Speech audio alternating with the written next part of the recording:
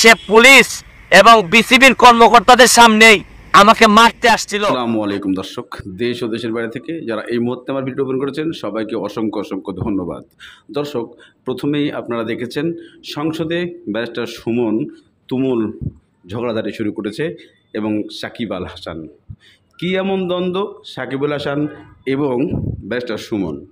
এটা হচ্ছে পূর্ব দ্বন্দ্ব ধরে সংসদে এই কথাটুকু তুলে ধরে। এখানে মাননীয় প্রধানমন্ত্রী এবং বর্তমানের ফাটাকেষ্ট অবৈদুল কাদের এটা নিয়ে কি বলেছেন, স্বরাষ্ট্রমন্ত্রী কি বলেছেন, এগুলো জানতে আপনাদেরকে পুরো ভিডিওটা দেখতে হবে। কিন্তু ব্যারিস্টার সুমন যে কথাগুলা সংসদে উত্থাপন করেছে, এই কথাগুলার বিচার সঠিকভাবে কি পাবে, নাকি এটার কোনো কিছুই হবে না, নাকি সাকিব আল হাসানের হাত অনেক বড়, নাকি ব্যারিস্টার সুমনকে যে কোনো মুহূর্তে গুম করতে পারে।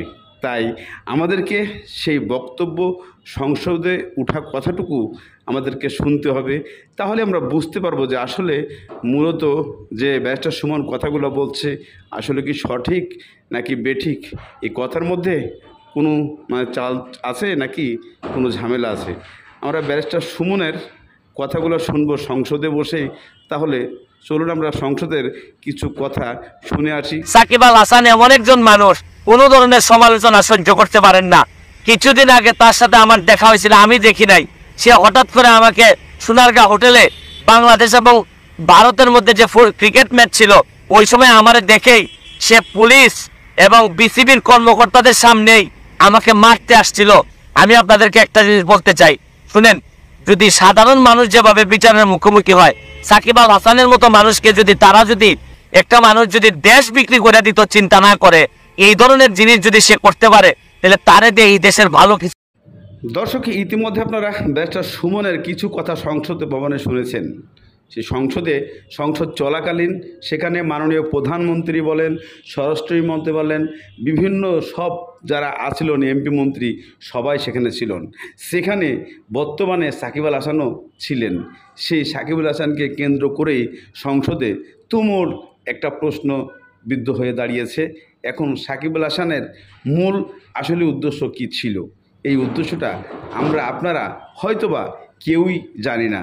যেটা জানে শুধুমাত্র ব্যারিস্টার সুমন আর সাকিব আল হাসান।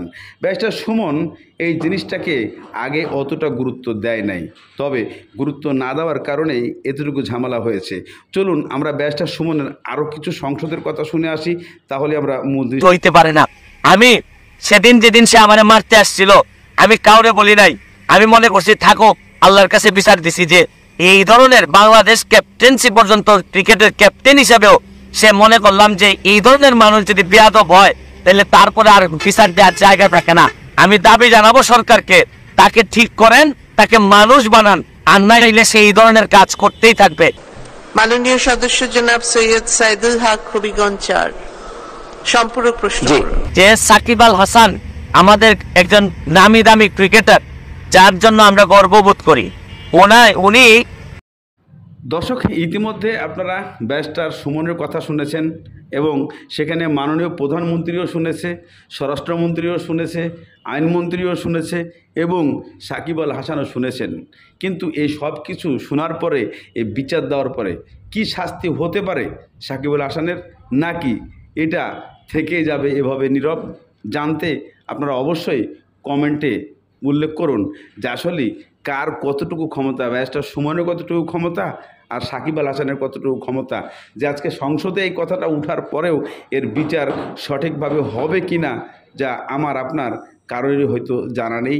তবে আগামীতে আমরা অবশ্যই জানতে পারবো। ব্যারিস্টার সুমন এটাকে নিয়ে খুব তোড়জোড়ভাবেই কাজ সৃষ্টি করেছে এবং এটাকে নিয়ে উনি আইনগতভাবে হয়তো অপর দিকে যেতে পারে। দর্শক, আজকের মতো এখানেই শেষ করছি। ভালো থাকুন, সুস্থ থাকুন, দেখা হবে পরবর্তী কোনো ভিডিওতে। সবাইকে আসসালাম।